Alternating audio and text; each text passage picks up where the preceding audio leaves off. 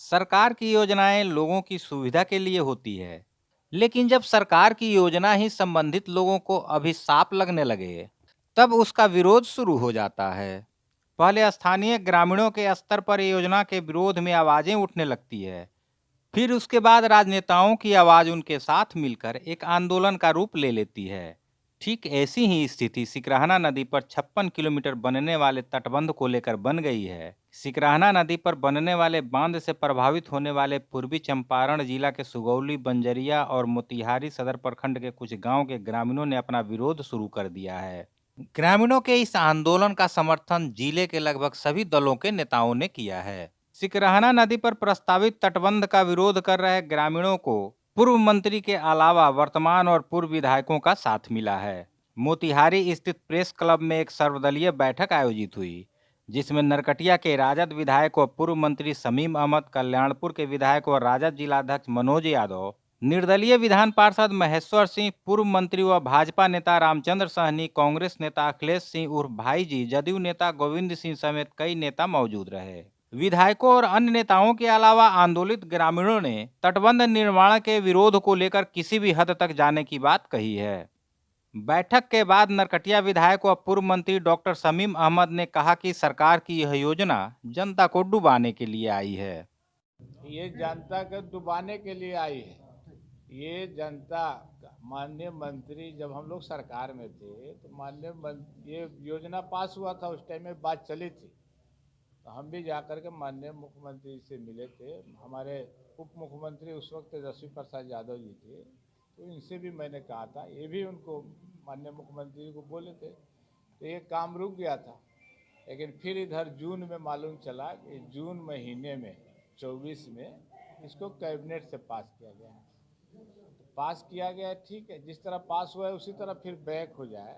इस योजना से जनता को कोई फायदा नहीं है, ये जनता को नुकसान है। कल्याणपुर विधायक व राजद जिलाध्यक्ष मनोज कुमार ने कहा कि पश्चिम बंगाल के नैनो प्लांट के विरोध की तरह यहाँ भी हम लोग विरोध करेंगे। इसके लिए अगर जेल जाना पड़े तो जेल भी जाएंगे। हम लोग इसका पूरा विरोध कर रहे हैं और यहाँ के जो माननीय मंत्री हैं सुनील कुमार जी, उनसे भी बात हुआ था। यहाँ का प्रतिमंडल उनके डेरा पर हम लोग गए थे। विश्वसूत्री के बैठक में लिखा गया कि आवश्यक नहीं है, सबका सहमति बना।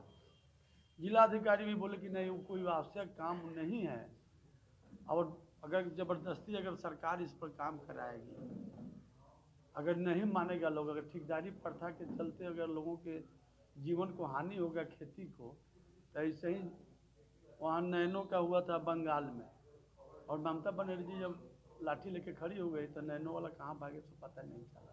अगर ये लोग नहीं मानेंगे तो हम लोग जो भी करना होगा आंदोलन, जो भी लड़ाई करना होगा, जेल जाना होगा, वहाँ जाकर हम लोग तंबू गाड़ के, अगर नहीं लोग मानेगा तो जैसे होगा, ये काम किसी हाल में नहीं। बैठक में मौजूद निर्दलीय विधान पार्षद महेश्वर सिंह ने कहा कि पूर्वी चंपारण के 200 से ज्यादा गांव जो इस बांध से प्रभावित होने वाले हैं, सरकार सबसे पहले उनकी सुरक्षा सुनिश्चित करे।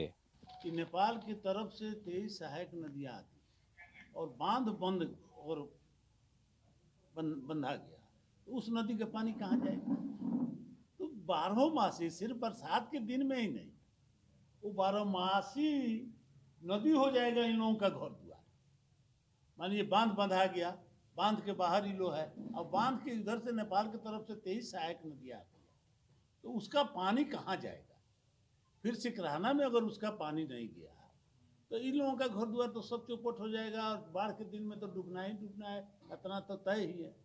तो इसलिए सरकार इस पर डैम की व्यवस्था करे, और 200 से ज़्यादा गांव जो पूर्वी चंपारण का पड़ रहा है वो सुनिश्चित करे कि उसकी सुरक्षा कैसे हो। वहीं पूर्व मंत्री व भाजपा नेता रामचंद्र सहनी ने कहा कि बांध बन जाने से सैकड़ों गांव जलमग्न हो जाएगा, फायदा के बदले नुकसान होगा, सैकड़ों लोगों को घाटा होगा। इसलिए हम लोग चाहते हैं कि यह बांध नहीं बने। कि बांध बनने से पानी का स्तर ऊंचा हो जाएगा, किनारे का, नदी के किनारे का स्तर जो है, जल स्तर ऊंचा हो जाएगा।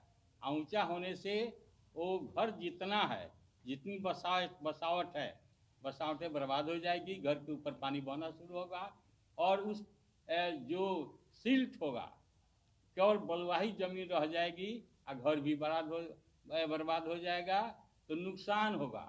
सैकड़ों गांव जो है जलमग्न हो जाएगा। फायदा के बदले में घाटा होगा, उतने लोगों को, लाखों लोगों को घाटा होगा। तो इसलिए हम लोग चाहते हैं कि बांध नहीं बने। बता दें कि वर्ष 1978 में सरकार ने पश्चिमी चंपारण के चनपटिया से पूर्वी चंपारण जिला के मोतिहारी सदर प्रखंड के कटहा तक सिकरहाना नदी पर तटबंध बनाने का निर्णय लिया, जिसके लिए सरकार ने 561 एकड़ जमीन अधिग्रहित किया, जिसमें लगभग 90% लोगों ने अपने जमीन का मुआवजा भी ले लिया है।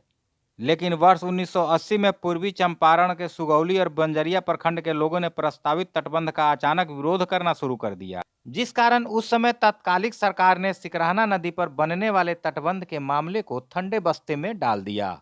फिर वर्ष 2022-23 में इस तटबंध के निर्माण को लेकर सरकार के स्तर से गतिविधियां शुरू हुई और इसी साल जून में लगभग 520 करोड़ की सिकरहाना नदी पर तटबंध निर्माण की इस योजना को कैबिनेट से स्वीकृति मिल गई। इसके लिए एजेंसी भी तय हो गया। कार्य एजेंसी जब काम करने के लिए पहुंची, तब लोगों को इस बात की जानकारी मिली कि सरकार के स्तर से इस बांध निर्माण को लेकर हरी झंडी मिल चुकी है। उसके बाद ग्रामीणों ने इस बांध का विरोध करना शुरू किया।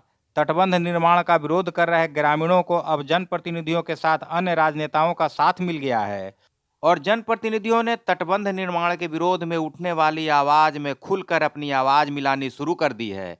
साथ ही एक बड़े आंदोलन की चेतावनी भी दी है। महुआ मेरा न्यूज, मोतिहारी, बिहार।